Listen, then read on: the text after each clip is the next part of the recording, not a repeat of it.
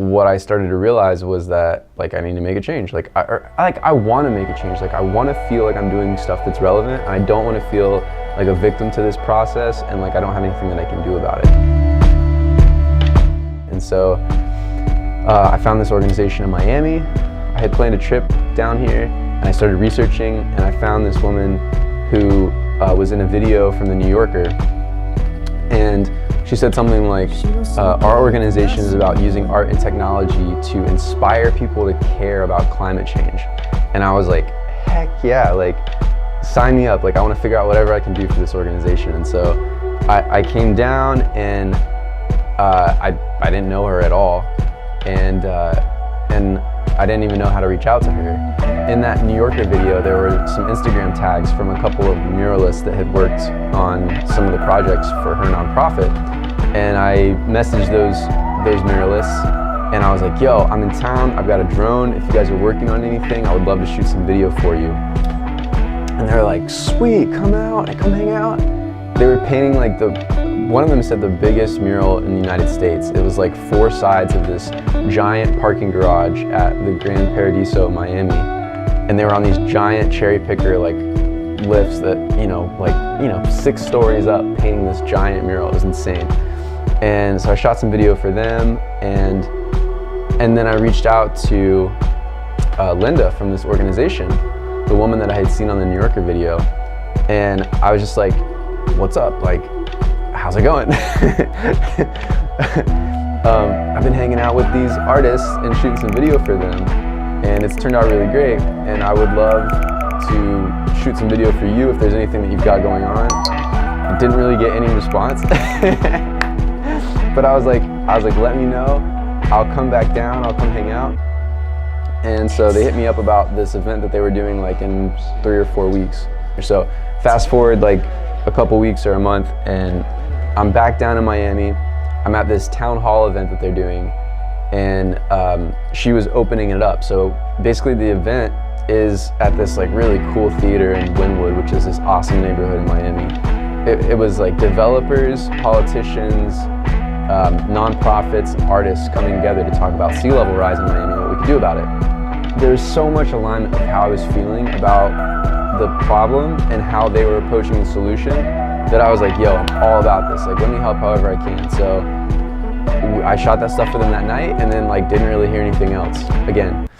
And then I sent them the video that I did with Angeline in Georgia, and the camping video, and they were like, we love this, can't believe you did the music for it. We're doing this big mural project, and it's augmented reality, and we would love for you to be able to write some music for the mural. See if you have time or whatever. And I was like, absolutely. I got the files.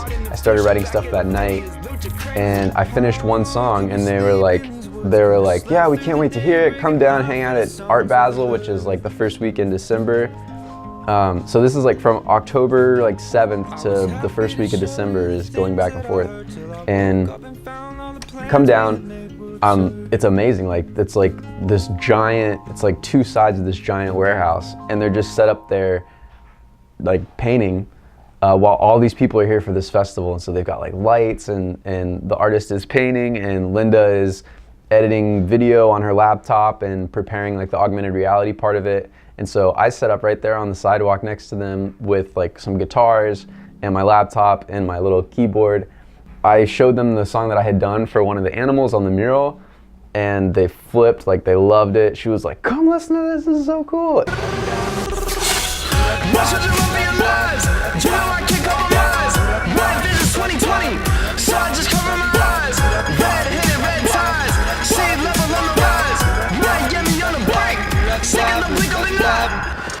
And it was so validating for me because I respected these artists and these like social change makers so much that it was really inspiring. And I felt like, okay, I've gone from doing what I want to do in the sense of going on this road trip to now I'm doing something that I want to do and that I feel like I'm serving something better than myself by using my skill set.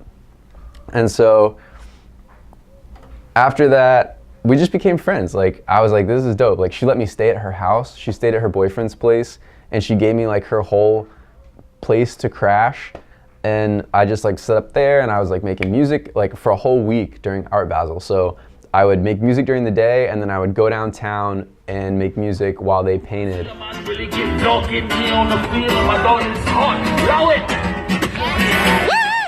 And I would show them what I've been working on and get notes on it. And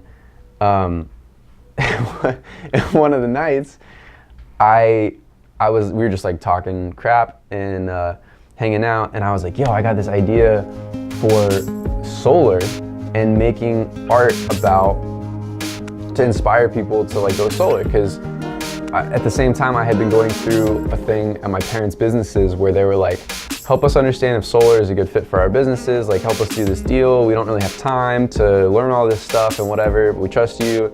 And I had gone through, and they were transitioning their businesses to solar, and I had seen like, this is gonna make a huge difference. Anyway, fast forward back to Art Basel, and I'm talking to Linda about this idea. I'm like, yo, we're gonna make sustainability like sexy, and we gotta make it like I mean, this is our movement as a generation. Like, we've got to celebrate that, and we've got to make stuff around that. She's like, yeah, no, I completely get it. And I'm like, I want to make art that inspires people to get solar. Just such a specific like goal or dream. I was telling her that at like 2 o'clock in the morning on the sidewalk downtown while we're creating. And I wake up the next morning, and she's written me an intro to the CEO of the largest solar company in South Florida, who's like loves their organization and is like friends with them. And I'm like, what?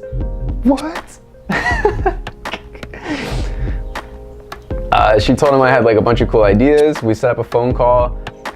We hung out a few times. I came back down to Miami.